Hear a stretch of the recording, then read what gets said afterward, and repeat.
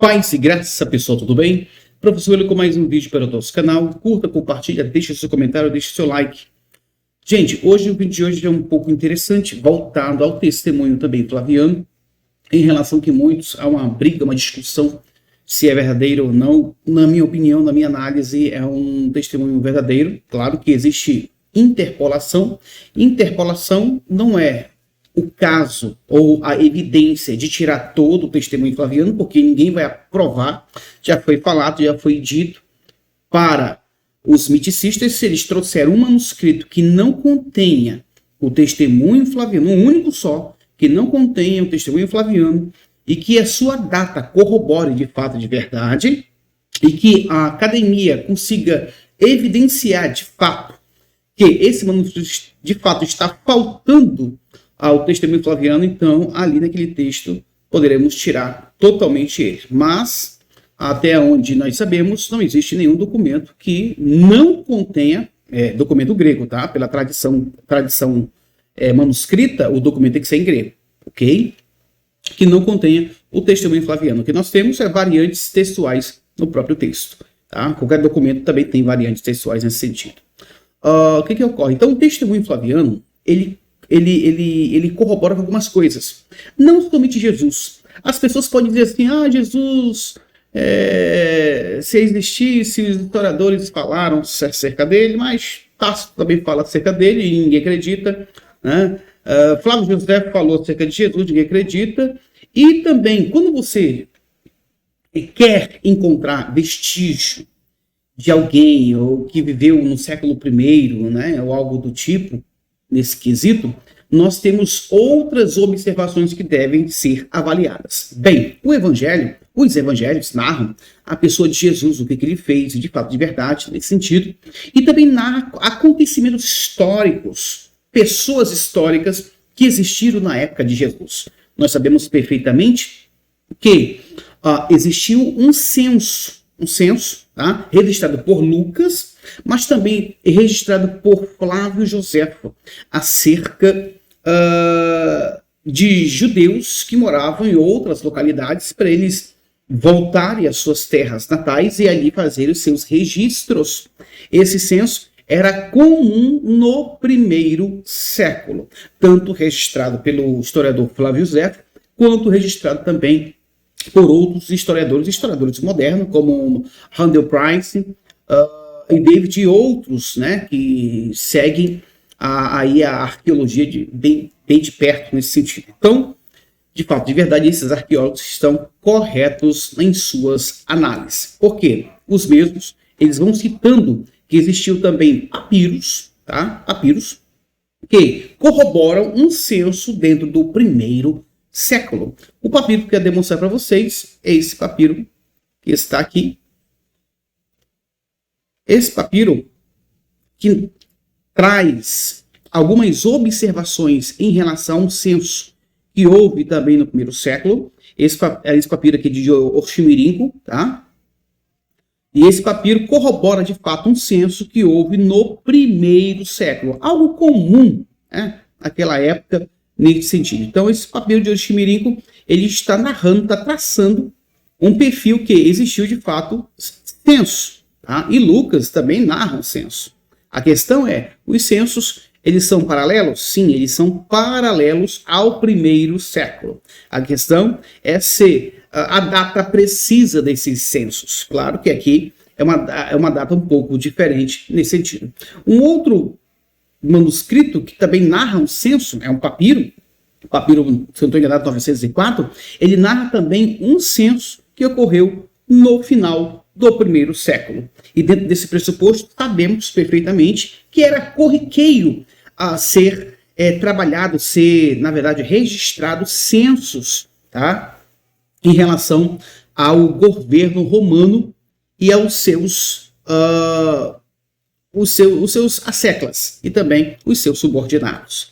O que eu posso também evidenciar é que não somente esse censo, mas também foi encontrado praticamente esta moeda aqui, que data do primeiro século, próximo de Cristo Jesus, ali do seu nascimento. E aqui o nome aqui que está sendo registrado é Quirinius, ok? Quirinus. Esse Quirinus, que é Cirênio, alguns traduzem como Cirênio, mas é o Quirinus, ele de fato mostra perfeitamente que esta moeda pertence ao primeiro século. Pelo menos podemos evidenciar pelos arqueólogos que esta moeda aqui, de fato, já tem uma afinidade muito grande com o registro de Lucas, que registra o censo, né? O censo Maria e José foram registrar-se nesse sentido no governador, ou no governo de quem? De Cirênio. Acho que é Cirênio o nome nesse sentido, tá? Mas aqui é Quirinus, beleza? Então, dentro desse pressuposto, percebemos com uma evidência tangível, arqueológica, que Cirênio, o governador da Síria e da Cilícia, também é uma figura histórica. E Lucas narra perfeitamente este fato. Nós sabemos perfeitamente, o doutor Randall Price diz que houve praticamente duas pessoas com o mesmo nome. Tá? Então isso deve ser levado em consideração. Mas tem pessoas que não levam em consideração, mas isso aqui você pode achar em qualquer parte da internet e ver a pesquisa sobre o Cirênio, governador da Assíria, ok? Nesse sentido. Então, a Síria, né? Nesse sentido. Perfeito? Uma outra coisa que nós devemos perceber é o seguinte, que quando tratamos de evidenciar alguns fatos bíblicos, as pessoas entram em colapso, né? Aqueles miticistas, pessoas que não acreditam que de fato Jesus existiu, mas observamos que essa pequena moeda já mostra e narra praticamente um fato que ocorreu na época de Cristo Jesus. Mais um fato para você, e você pode encontrar essa foto em qualquer site arqueológico. Tá bom, gente? Então, se Cirênio, governador da Síria, ok? Está registrado nessa moeda, e entre os arqueólogos não tem nenhuma dúvida que se trata de uma pessoa que de fato existiu. Tá? Nesse sentido, e também tem outros artefatos sobre ele tangíveis, e na academia na verdade, há um consenso de fato, de verdade, que esse Cirênio existiu, pelo menos aí na época de Cristo Jesus. Tá? Por que a gente coloca ele? Porque o Evangelho narra um fator interessante histórico, aonde você pode evidenciar no Evangelho de Lucas, nesse sentido, onde José e Maria vai se registrar, né? Então, interessante isso, que a Bíblia ela não é um livro histórico, mas ela narra os seus fatos, contém algum tipo de historicidade que você pode estar fazendo um paralelo. Ora, Cirênio, né, nessa moeda que data praticamente quase na mesma época do nascimento de Jesus, é uma coincidência, gente? Não é um fato de fato que pode ser comprovado, pelo menos nós que acreditamos na figura histórica e mística de Cristo Jesus. Um outro fato interessante que nós podemos analisar, não somente Jesus é citado, mas Tiago é citado na obra de Flávio José. Tá?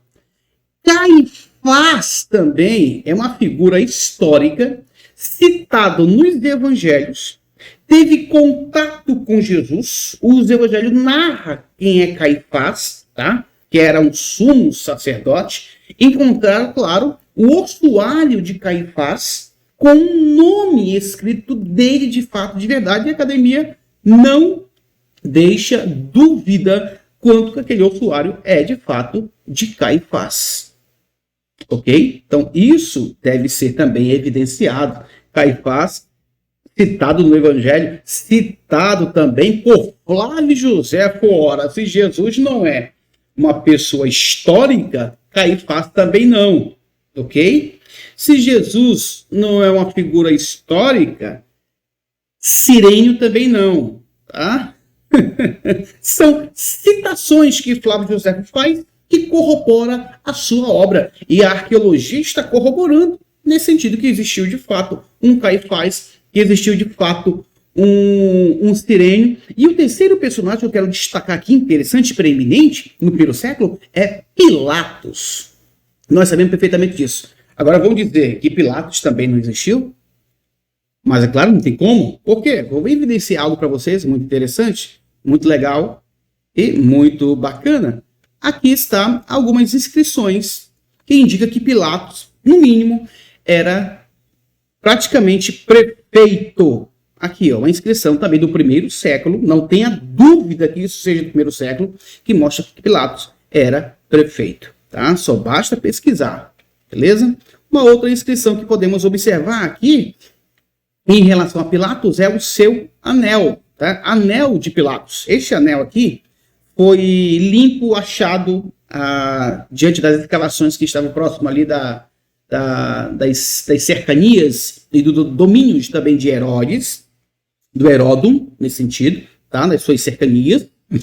Então, dentro desse pressuposto, acharam esse anel aqui, ó. Olha o nome aqui, ó. Pilato. Pilato. O que ocorre?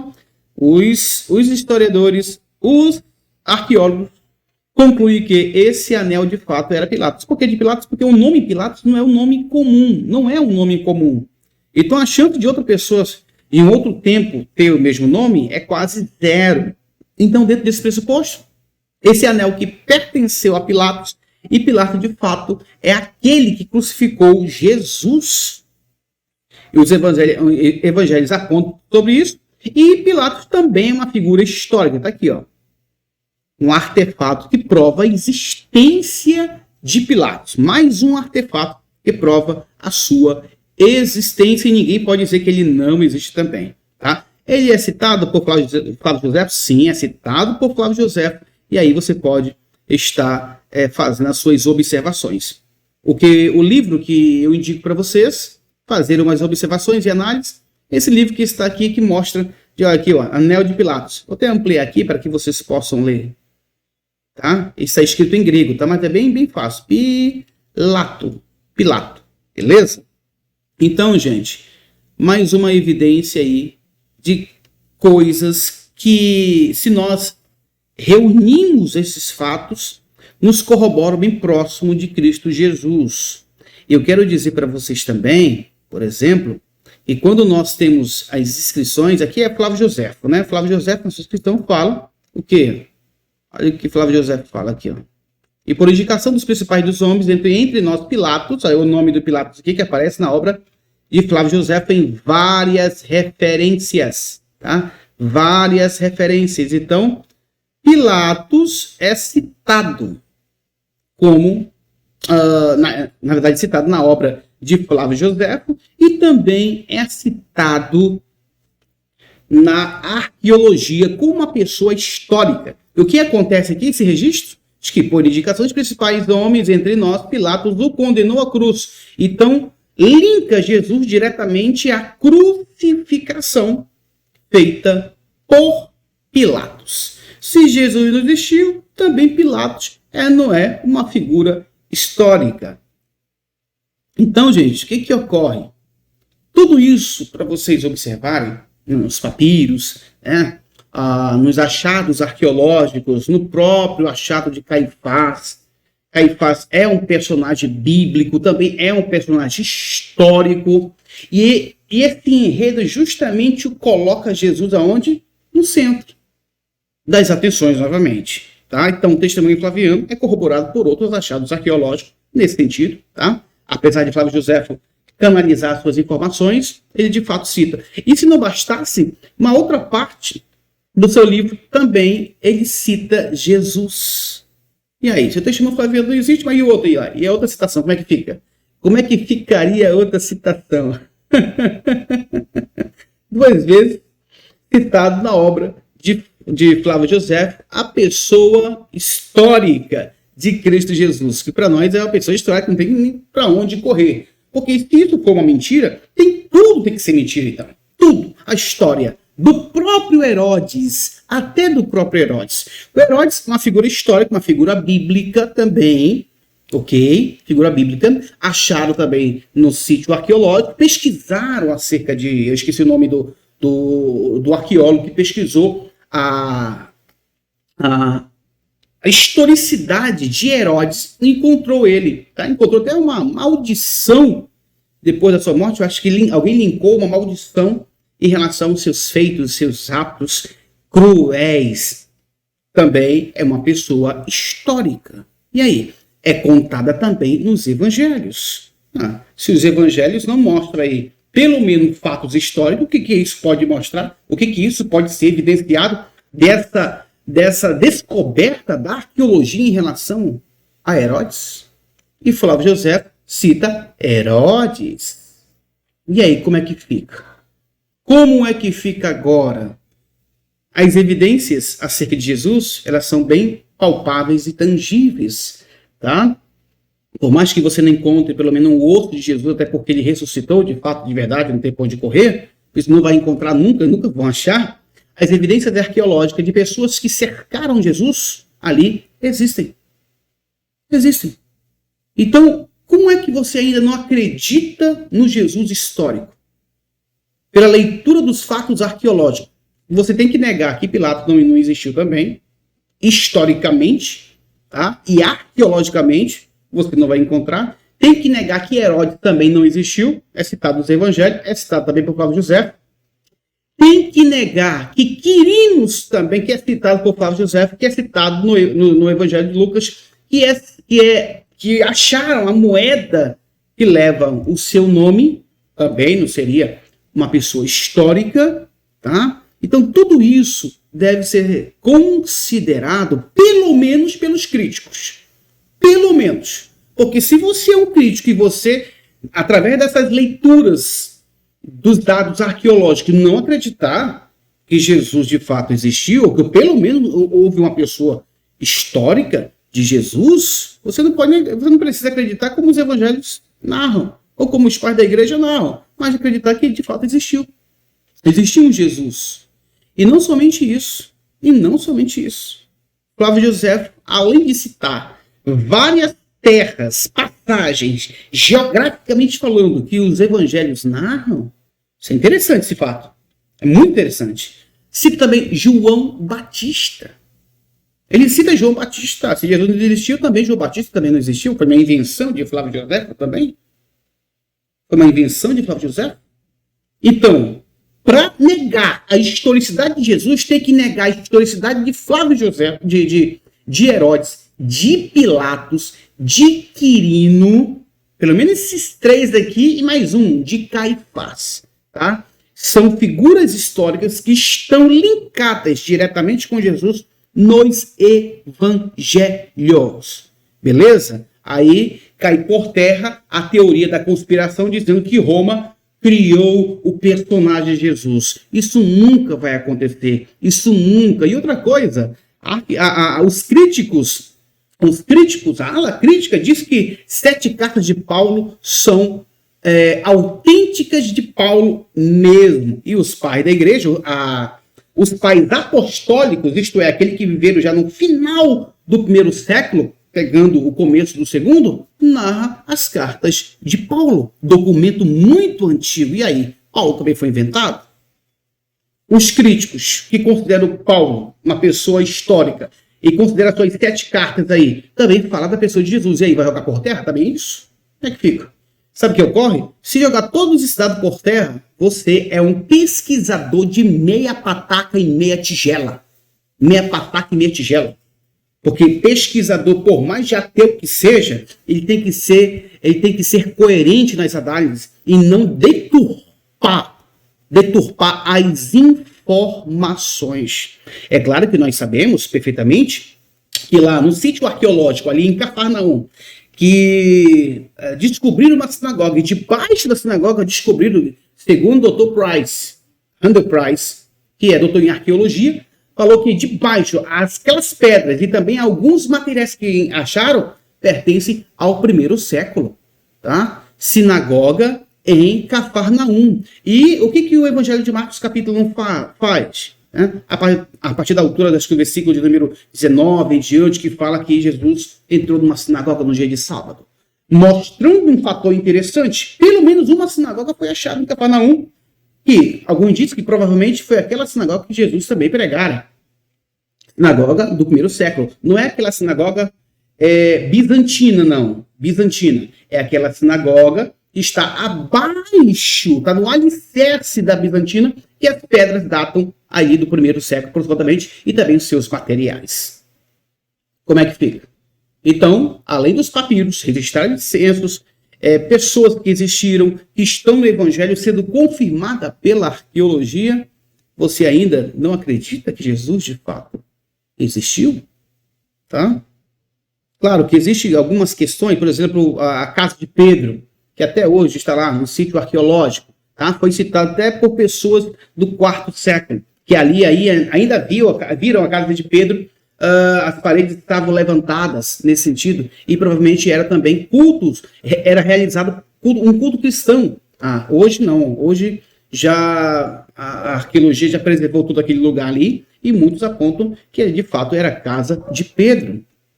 Poderia citar também a questão da arqueologia acerca das passagens da Bíblia que falam de cidades, como de Cesareia Marítima, que de fato existiu, a própria Galileia, tá? O barco pesqueiro que encontraram no tempo de Jesus.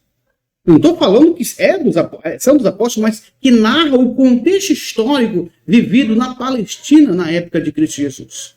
Então, por essas e mais outras, poderia evidenciar muito mais coisas. Não tem como eu deixar de crer que Jesus, de fato, não existiu. Ou que foi inventado alguma coisa acerca da sua existência. Então, primeiro, para eu levar em consideração uma análise feita por um crítico, eu tenho que fazer uma leitura de tudo aquilo que a arqueologia e os historiadores falam acerca do mesmo, acerca dele. Ok? Uma pesquisa séria deve ser corroborada de fato, de verdade.